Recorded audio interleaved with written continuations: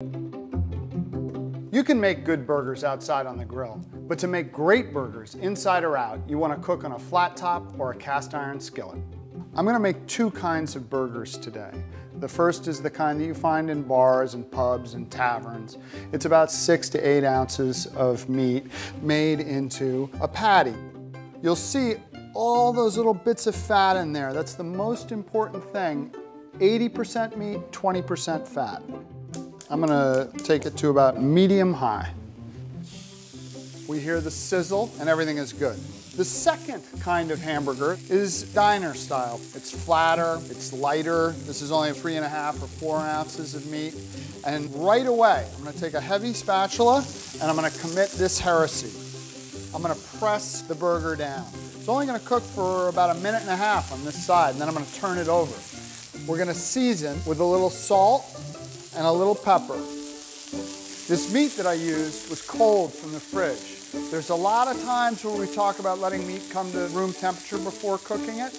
With burgers, that's not the case. You want those little studded bits of fat I showed you to be nice and cold so that they don't smear, but that they actually melt. So now there's a good crust there, and the darkness is kind of beginning to come up over the cliff and onto the plateau at the top of the burger. And I just slide in and I turn it over very easily, boom. And you can see this deep crusting here all the way around the burger. There's a fancy scientific term for that, the Maillard reaction.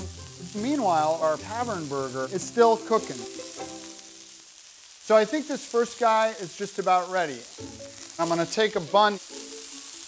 Oh man, that looks good. And put it right there.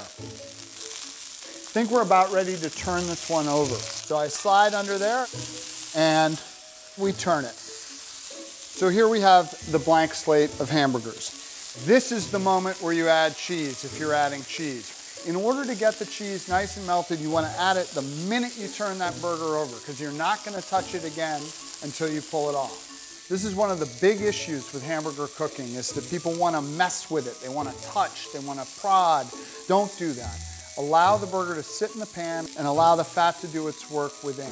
Don't mess with a hamburger too much and it'll love you back. All right, so we pick it up, and that is a pretty luscious looking hamburger of perfect size and comportment. That's American. And there you have it, folks. Two versions of an American classic, the diner style and the pub style, both of them cooked in a cast iron pan.